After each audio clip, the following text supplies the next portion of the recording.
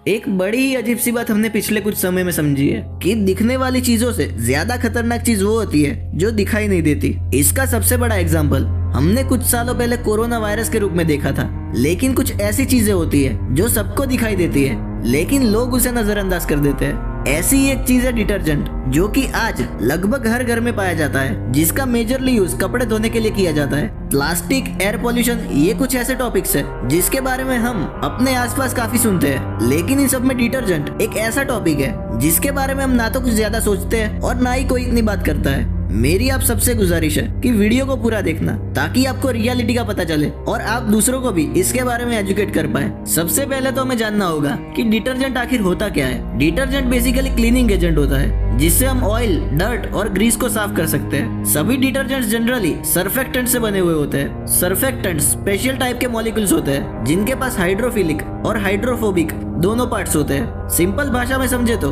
Oil पानी के साथ मिक्स नहीं होता, इसीलिए वो पानी से साफ नहीं हो सकता। लेकिन सर्फेक्टेंट्स के हाइड्रोफिलिक और हाइड्रोफोबिक पार्ट्स दोनों मिलकर पानी में मिक्स होने वाले और पानी में मिक्स ना होने वाले दोनों चीजों से अटैच होकर उन्हें साफ करने में मदद करते हैं। वैसे तो इनसे कपड़े, बर्तन वगैरह आसानी से साफ हो जाते हैं, लेकिन इससे होने वाले नुकसान के बारे में हमें पता होना चाहिए कि ये कितना खतरनाक है। फॉस्फेट डिटर्जेंट्स का एक मेजर कंपोनेंट होता है और कुछ डिटर्जेंट्स में नाइट्रेट भी पाया जाता है। घर पर साफ सफाई करके जो डिटर्जेंट वाला पानी ड्रेनेज सिस्टम की मदद से नदी तालाबों में छोड़ा जाता है और नाइट्रेट्स और फॉस्फेट होने की वजह से उस जगह पर आल्गल ब्लूम देखने को मिलता है, क्योंकि नाइट्रेट और फॉस्फेट आल्गी के लिए न्यूट्रिशन का काम करते हैं। इस वजह से नदी या तालाब का ऊपरी हिस्सा आल्गी से ढक जाता है और सनलाइट अंदर नहीं जा पाती और ऑक्सीजन की कमी के कारण मछलियां और बाकी के एक्वेटिक ऑर्गेनिजम्स मरना शुरू हो जाते हैं। इस पूरी घटना को यूट्रोफिकेशन कहा जाता है। इंडिया के काफी सारे लेक्स में आज की डेट में यूट्रोफिकेशन देखने को मिल रहा है और गंगा नदी का कुछ हिस्सा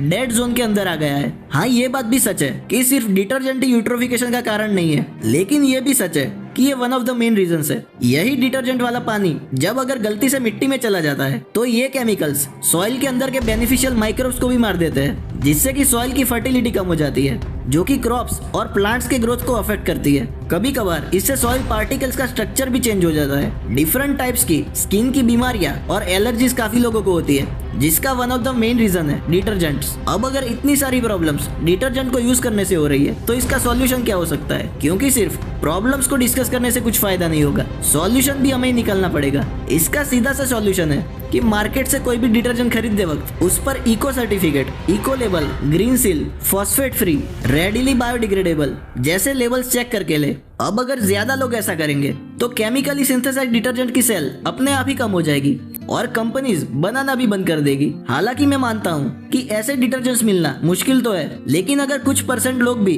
अगर इको फ्रेंडली डिटर्जेंट्स का यूज करना शुरू कर दे तो इसका एनवायरमेंट पर काफी बड़ा पॉजिटिव इफेक्ट देखने को मिलेगा, क्योंकि आपके द्वारा लिया गया ये एक कदम एनवायरमेंट प्रोटेक्शन में काफी बड़ा इम्पैक्ट डाल सकता है।